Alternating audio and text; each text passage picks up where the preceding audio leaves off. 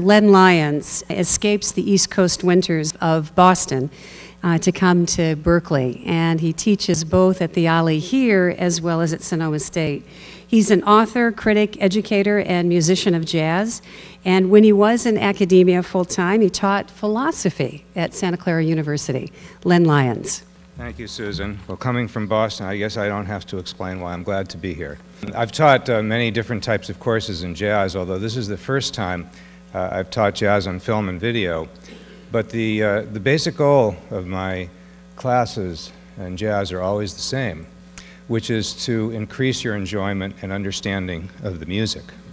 Surprisingly little attention has been paid to the intersection of jazz and film, even though jazz, in both concept and music, have been the subject of dramatic films since 1927, when Al Jolson starred in the very first movie with synchronized sound, The Jazz Singer. And through the decades, both the major Hollywood studios and independent filmmakers have represented and often misrepresented jazz and its musicians and the role of African American culture in the development of the music. From the late 1920s, which also saw the release of St. Louis Blues starring Bessie Smith and Black and Tan, a story built around a musical piece by Duke Ellington, American directors have been exploring our uniquely American music.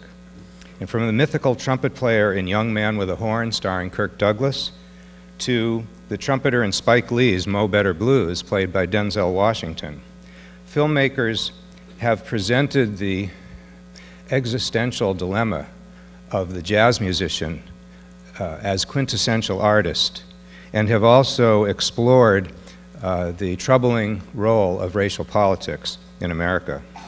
At times, the discrepancies between the dramatic treatment of jazz and musicians and the documentary record of them in film is quite remarkable. So, for example, we will be comparing the documentary footage of Billie Holiday with the portrayal of her in Lady Sings the Blues by Diana Ross, and comparing the American Masters documentary about Charlie Parker with Clint Eastwood's dramatic biopic entitled Bird, starring Forrest Whitaker. I've selected two brief clips which are showing out in the lobby. I was going to comment on them, but in the interest of time, I will just urge you to take a look at them. They're playing along with the OLLI video.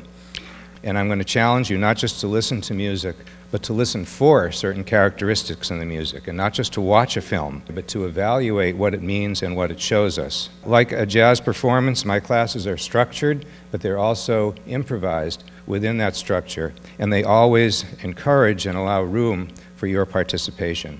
So I hope many of you will join me as we use the visual media to experience and discuss some of the great moments in the history of jazz.